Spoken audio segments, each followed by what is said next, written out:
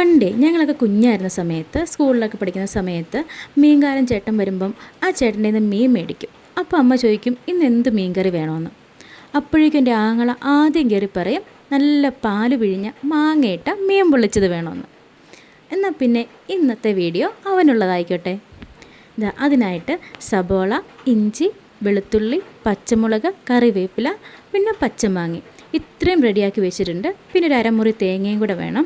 പിന്നെ ഇപ്പോൾ പച്ചമാങ്ങ എവിടെ നിന്ന് കിട്ടാനാണെന്നോ അല്ലെങ്കിൽ ഭയങ്കര വിലയാണെന്നോ ഒക്കെ പറയുന്നവർക്ക് ഈ മാങ്ങ നമ്മൾ നേരത്തെ തന്നെ മാങ്ങയുടെ സീസണിൽ അരിഞ്ഞ് ഫ്രിഡ്ജിലല്ല ഫ്രീസറിൽ എടുത്ത് വെച്ചിരുന്നതാണ്. ഇങ്ങനെ അരിഞ്ഞ് വെച്ച് കഴിഞ്ഞാൽ കുറേ കാലം ചീത്തയാകാതിരിക്കും കേട്ടോ.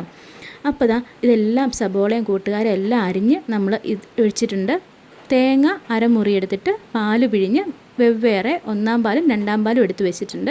ഇനി ഒരു ചട്ടി ചൂടാക്കി അതിലേക്ക് എണ്ണയൊഴിച്ച് അരിഞ്ഞു വെച്ചിരിക്കുന്ന സബോള, ഇഞ്ചി, വെളുത്തുള്ളി, പച്ചമുളക്, കറിവേപ്പില ഇത്രയും ഇട്ട് കൊടുത്ത് ഒന്ന് വാടി കഴിയുമ്പോഴേക്കും അതിലേക്ക് ആവശ്യമായ 1/4 ടീസ്പൂൺ മഞ്ഞൾപ്പൊടി, 1/2 ടീസ്പൂൺ മുളക് പൊടി, 1/2 ടീസ്പൂൺ മല്ലിപ്പൊടി ഇത്രയും ഇട്ട് കൊടുക്കണം.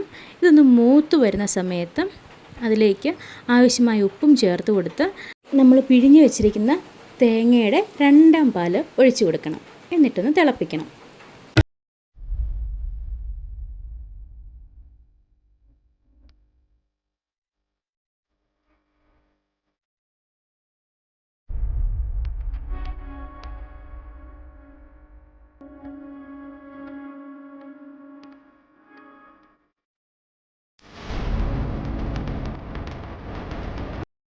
നമ്മുടെ കറി ഇങ്ങനെ തിളച്ച് തുടങ്ങുമ്പോഴേക്കും അതിലേക്ക് മീൻ കഷ്ണങ്ങൾ ഇട്ട് കൊടുത്ത് അരിഞ്ഞു വെച്ചിരിക്കുന്ന മാങ്ങാ കഷ്ണങ്ങൾ വിട്ട് ഒരു 4 അല്ലെങ്കിൽ 5 മിനിറ്റ് ഒന്ന് അടച്ച് വെച്ച് വേവിക്കണം.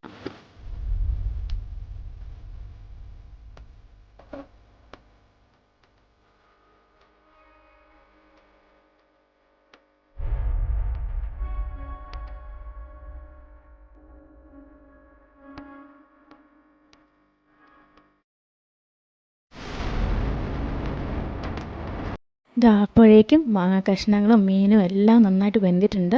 ഇനി തേങ്ങയുടെ ഒന്നാം പാല് ചേർത്ത് കൊടുത്ത് തിളയ്ക്കാൻ തുടങ്ങുന്ന സമയത്ത് ഓഫ് ചെയ്യണം. പാല് തിളച്ച് പോകരുത്. ഒന്നാം പാൽ ഒഴിച്ചിട്ട് കറി തിളച്ച് പോയാൽ കറി പിന്നെ ഒന്നിനും കൊള്ളില്ല. പാല് പിരിഞ്ഞ് പോയ പോലെ ആവും, കറിയുടെ ടേസ്റ്റും പോവും.